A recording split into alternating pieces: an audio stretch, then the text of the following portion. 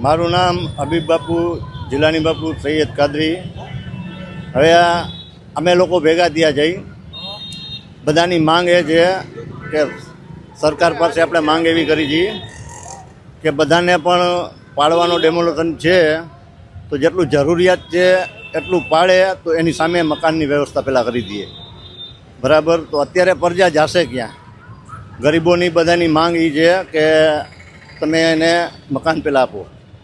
બરાબર છે. વાત નદીની, નદીમાં રિવરફ્રન્ટ બનાવવાનું છે, ના તમે બનાવો, બેશક કોઈ ના નથી, પણ નદીની જેટલી જગ્યા છે એટલી જગ્યા ઉપર તમે રિવરફ્રન્ટ બનાવો, કહેવાનો એ થાય છે. અને બધાને અધિકાર છે, બધા નાગરિકોને અધિકાર છે અને બધાએ પણ મત આપે છે. ના ભાજપથી કોઈ વિરુદ્ધ છે, ના કોંગ્રેસથી વિરુદ્ધ છે કે ના આમ આદમીથી વિરુદ્ધ છે.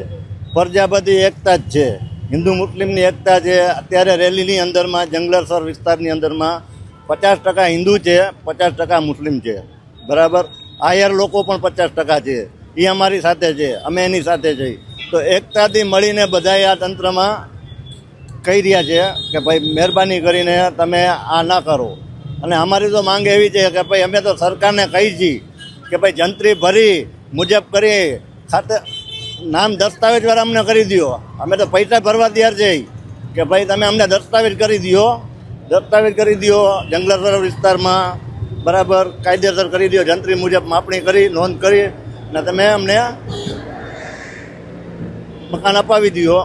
બરાબર, અમે જંત્રી ભરવા તૈયાર છે, માપણી કરી દો, ખાતેદાર કરી દો. બરાબર, સ્થિતિનો તો 2 ઘર થશે. એક તો પહેલાં તો બેરોજગાર છે. બરાબર, સાંજે સવારથી સાંજ લગીનમાં જાય છે મજૂર, જંગલેશ્વરના વિસ્તારના મજૂરો તો 500 રૂપિયા મજૂરી માંડ પાડી શકે છે. તો કહેવાનું મતલબ એ જાય તો 500માં એનું ઘર ચલાવે છે, તો એ પડી જશે, એના મકાન પડી જશે. નાની એક ઓયડી 25x25માં ઓયડી છે, એ પડી જાય તો એ માણસ ક્યાં જાય? અમે સરકારને એવી અપીલ કરી છે કે ભાઈ તમે ઘર સામે ઘર આપો. અમે બીજી કોઈ એવી માંગ નથી કરતા કે ઘર સામે ઘર આપો. સરકારને અમે એવી અપીલ કરી છે. રાજકોટ શહેર કોંગ્રેસ સમિતિ દ્વારા જંગલેશ્વર અને અન્ય વિસ્તારમાં જે ગરીબ માણસોના આશિયાના ગરીબ માણસોના ઘર તોડવાની નોટિસ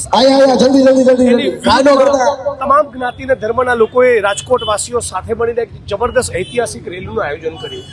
અમારું ફક્ત એટલું જ કહેવું છે, આ દેશના બંધારણે તમામ વ્યક્તિને માથે શેલ્ટર હોય એનો ફંડામેન્ટલ રાઇટ્સ મૂળભૂત અધિકાર આપ્યો છે. આ દેશના બંધારણે દરેકને ગૌરવપૂર્વક જીવન જીવવાનો અધિકાર આપ્યો છે. એ છતાં ભારતીય જનતા પાર્ટીની સરકાર જે બિલ્ડરો, ઉદ્યોગપતિઓ, પૂંજીપતિને સાચવે છે, એ આદિવાસી, ઓબીસી, મુસ્લિમ, દલિત, શ્રમજીવી, મજૂર જે ગરીબ માણસો છે એની છાતી પર બુલડોઝર ફેરવવા તૈયાર થઈ છે, એની વિરુદ્ધમાં અમે છીએ. અમે નક્કી કર્યું છે કે જ્યાં સુધી ગરીબ માણસોને ન્યાય ન મળે ત્યાં સુધી એમની પડખે ઊભા રહીશું, એમના માટે લડીશું. વૈકલ્પિક વ્યવસ્થા ન આપે ત્યાં સુધી કોઈ પણ રાજકોટવાસીનું મકાન તૂટવું જોઈએ નહીં.